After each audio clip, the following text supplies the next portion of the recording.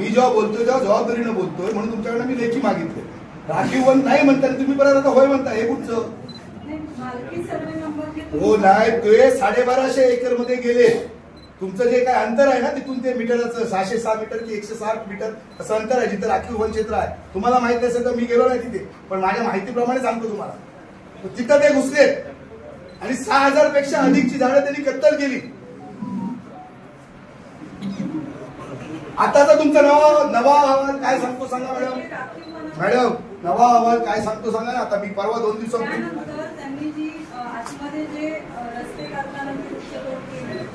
रस्ते करायची परवानगी त्यांना आहे का? नाही तोड, मला तुम्ही तोडीची परवानगी दिली का? तुम्ही त्यांचं मग तुम्ही असं काय म्हणता रस्ते तोडताना? तुम्ही म्हणा ना तोडलीत म्हणून.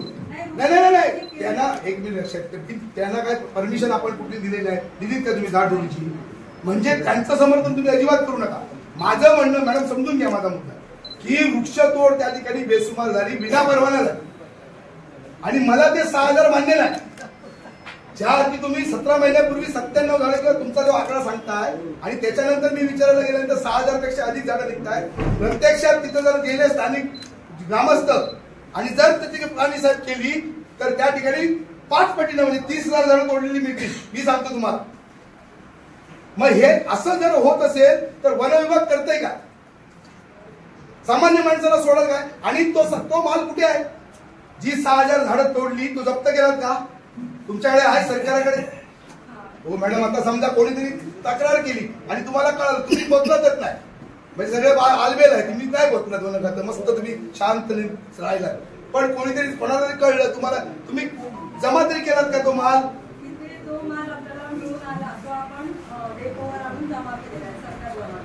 नाही 6000 झाडं आहेत मग ती गेली कुठे?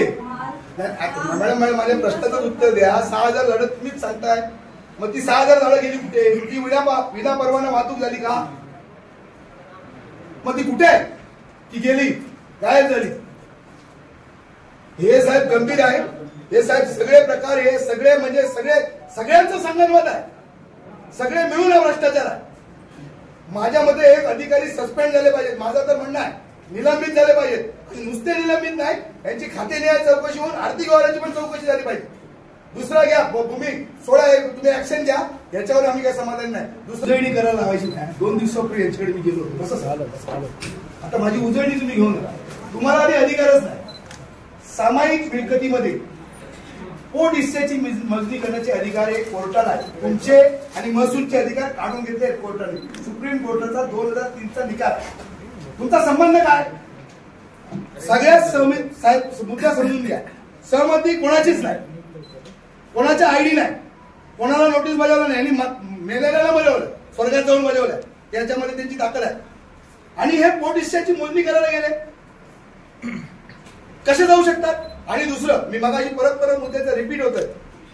एका कुटुंबामध्ये समजा तुम्ही भाऊ मी भाऊ, आम्ही समजा समजून ठरवलं तर चालू शकतं. पण त्रयस्थ माणसाची जी वाटपाचा जो हुकूम आहे तो झाल्याशिवाय त्याला ताबा देता येणार नाही. हे गेले कसे? याला नाही अधिकार. हे काय सांगतात उठून? तुम्हाला अधिकार नाही तिथे जाण्याचा. तुमचे अधिकार काढून घेतले. तुम्ही पोट हिस्साची जोपर्यंत हिस्सा ठरत नाही, जोपर्यंत आणेवारी ठरत नाही, जोपर्यंत धडेवाटप होत नाही, जोपर्यंत सातबारा स्वतंत्र होत नाही, कोणती जागा कोणाची ठरत नाही, तोपर्यंत जाणार कसे? काय संबंध आहे यांचा? कुठचा नियम? हो ते काळापर्यंत ठाकरे साहेब, हो ठाकरे साहेब, हो ठाकरे साहेब, झालीच नाही ना संमती. तुम्ही गेलात का? नाही तुम्ही गेलात का? थांबायचा संबंध, तुम्हाला जायचाच अधिकार आहे तर थांबायचा संबंध का? तुम्ही जाऊ शकत नाही तिथे, नाही जाऊ शकत तुम्ही. साहेब त्याच्यामध्ये 2 मिनिटं थांबा. पंचायत थांबा 2 मिनिटं. महेश मी माझं अभ्यास केला होता. 2 मिनिटं करेक्शन करा मला. साहेब 85-87 कलम काय सांगतं? जर वापरायचं असेल, सगळ्यांची जर सहमती असेल तर त्या ठिकाणी हरकत नसताना सगळ्यांची नोटीस पाहिजे, आयडी द्या आणि करा. 85 आणि 87 कलम माहित नाही तर जरा समजून घे.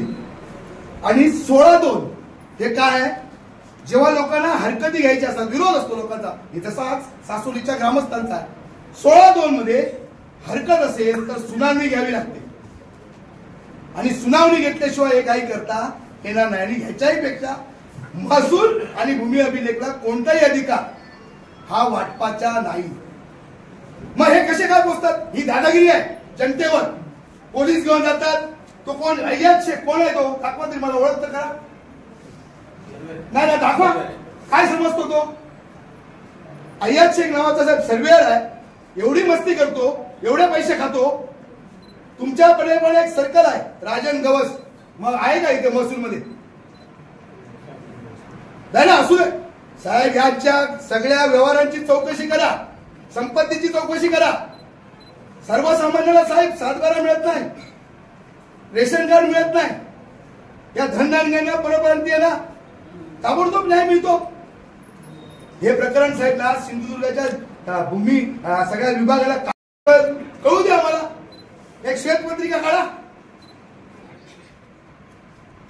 साहेब. आमचा साहेब तुम्ही ना म्हणजे काय म्हणतो, संताप झालेला आहे, संताप.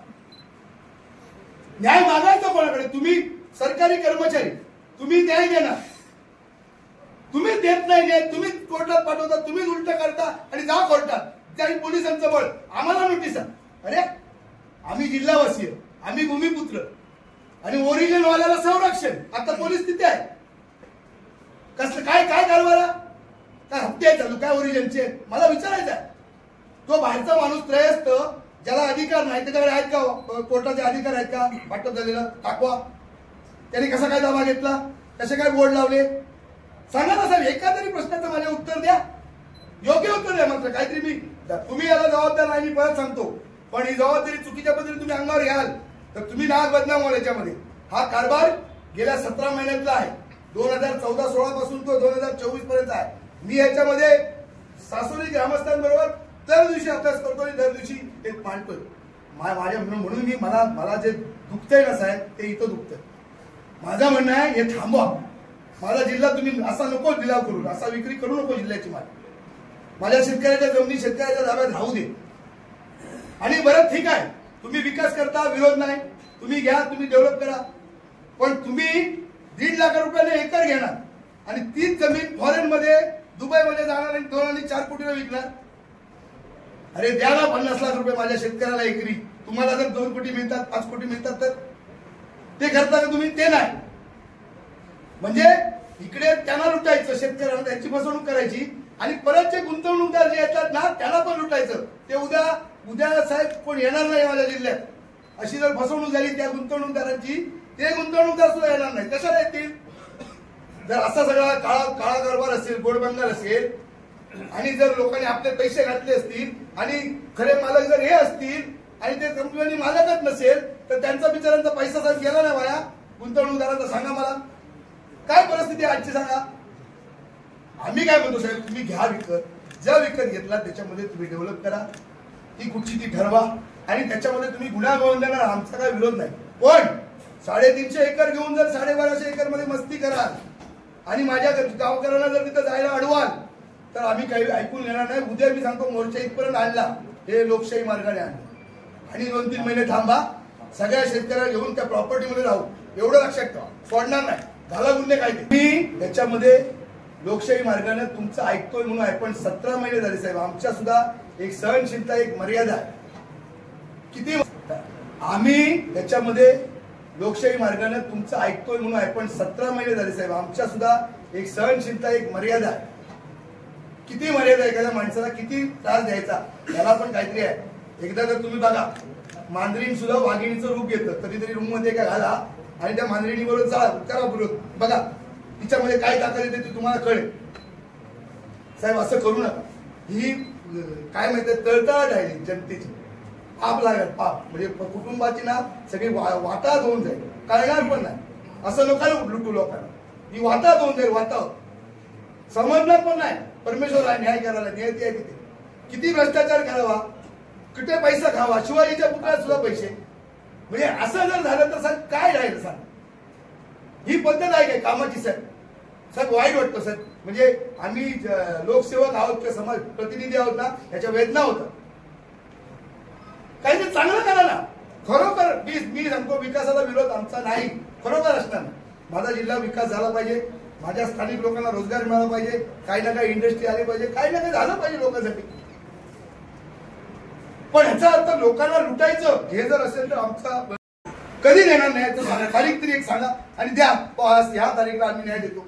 नाही तर साहेब आम्ही घुसणार, मग सांगा नका तुम्ही. साहेब पोलीस साहेब, उत्तरी साहेब, तुमच्या पुढ्यात सांगतो, जर एवढं खोटं करून जर तुम्ही हे सगळं करत असाल तर उद्या त्या प्रॉपर्टीला आम्हाला घुसावं लागेल. आमचं काय होईल? आम्ही शेतकरी आहोत ना, आमचे शेतकरी घुसणार. माझ्या हातात आज रोजी जे काय आहे, हे जे प्रकरण किंवा आज तुमचं जे म्हणणं आहे किंवा त्या प्रकरणातली जे काही फॅक्ट आहे, ज्या काही पूर्वी घडलेल्या गोष्टी कागदपत्रे, हे ह्याचं ब्रीफिंग करणं कलेक्टर सरांना किंवा वरिष्ठांना हे माझा आज रोजी माझ्या हातात आहे. आणि ते मी त्या पद्धतीने करू, जसं आपले जे काही मुद्दे आहेत ते सगळे मुद्दे मानतो. आणि कलेक्टर सरांच्या हातात आता सध्या हे आहे की त्यावरचे डिसिजन घ्या. तुम्हाला माहिती आहे कलेक्टर सर नवीन आहेत, नुकतेच आलेले आहेत, म्हणजे अजून महिनाही झालेले नाही त्यांनी. ते प्रकरण थोडंसं मोठं आहे, कॉम्प्लिकेटेड आहे, तर त्यांना ब्रीफिंगला आणि याला त्याला वेळ लागेल. तर त्यांना सांगितल्यानंतर सर फायनल डिसिजन त्यात घेतील. आज रोजी तहसीलदार पूर्वीच्या तहसीलदारचा आदेश मी नाही देतो किंवा रिवर्ट पण नाही केली, ते माझ्या अधिकार क्षेत्रात नाही. ही आपली पूर्वी चर्चा झाली होती आंदोलन, तेव्हा सुद्धा मी तुम्हाला हे सांगितलं. तर आज माझ्या हातात जे आहे मी तुम्हाला ते बोलतो. 85(2) अंतर्गत तुम्ही जो उल्लेख केला ते वाटपाचा इथे माझ्यासमक्ष समजा सगळे आले आणि त्यांनी आणि हे आले होते, ग्रामस्थ आम्ही कोण येणार आहोत, आले होते, ग्रामस्थ आले होते, तेव्हा सुद्धा त्यांच्यात ठरलं होतं. ओडिसा मुलगी जेव्हा त्यांना सांगितलं हा वेगळा विषय नाही. 85(2) अंतर्गत जे तहसीलदारकडे वाटप होतं त्याबद्दल मी बोलतो. तुमचे जेवढे सहमतीधारक आहेत जेवढे सगळे त्यांचे ते इथं उपस्थित राहून त्यांनी जर स्वाक्षरी केल्या, जेवढे टोटल सहीदार असतील तुमचा गोंधळ काय होतो माहिती आहे? प्रश्न आणि उत्तर याच्यामध्ये ऐकाय का, हा प्रश्नच नाही आहे का? तुम्ही जे सांगताय उत्तर ते आम्हाला नको आहे. परत तुम्हाला मी सांगतो कशी बोलतो. ऐका, आमचा मुद्दा एकच आहे, जे चुकीचं घडलं त्यांना तुम्ही शासन करा. साहेब मी तेच तुम्हाला ते बाहेरही बोललो. आता जे कर्मचारी अधिकारी ते समावेश आहेत मला तुम्हाला अधिकार काय कोणाला शासन करण्याचे काम आता तरी सांगा. तुम्ही सरकारला मला कळत नाही, मला ज्ञान कमी आहे. सर्कलवर तुम्ही ऍक्शन करू शकता नाही, कोणावर करू शकता? मी तहसीलदारचा जो अधिकार आहे म्हणजे आतापर्यंत मी तुम्हाला सांगतो, नियुक्ती प्राधिकारी फक्त मी कोतवाल, तर मी मॅक्झिमम कोतवालावर ऍक्शन घेऊ शकतो तहसीलदार नियम सांगतो. आणि प्रांत सर जे आहेत ते तलाट्यांचे पूर्वी नियुक्ती प्राधिकारी होते, आता ते सुद्धा नाही. कार्यकारी दंडाधिकारी हो बरोबर आहे. मी तुम्हाला कार्यकारी दंडाधिकारी म्हणून कार्यकारी दंडाधिकारी म्हणून लॉ अँड ऑर्डरची जी काही सिच्युएशन आहे ते मी काम करतो. तहसीलदार हा कोणावरती कुठल्या कर्मचाऱ्यावर तलाट्यावर ऍक्शन आपण घेऊ शकत नाही, सर्कलवर नाही, शिपायावर नाही, शिपायावर पण नाही. शिपाई सुद्धा कलेक्टर साहेबांच्या अधिपत्याखाली आहे. म्हणजे आपण फक्त नावाचे तहसीलदार, तहसीलदारला जे कायद्याने अधिकार आहे तेवढं जे आहे ते म्हणजे आपण नावाचे आहे, म्हणजे आपण नावाचे त्याची नियुक्तीच मी करत नाही. हो म्हणजे आपण नावाचे तहसीलदार रिपोर्ट करू शकतो, तहसीलदार या नावाचे आपण तहसीलदार रिपोर्ट करू शकतो आणि माझ्या रिपोर्ट शिवाय ऍक्शन घेऊ शकत नाही. हा मुद्दा मग तेच म्हणतो, मी जे काय सांगतो ते बरोबर ना. बरोबर आहे. तहसीलदार नावाचे आपण तहसीलदार जे आहे ते मी तुम्हाला फॅक्ट सांगितले. आता जे त्याला त्याशिवाय मी काय सांगतो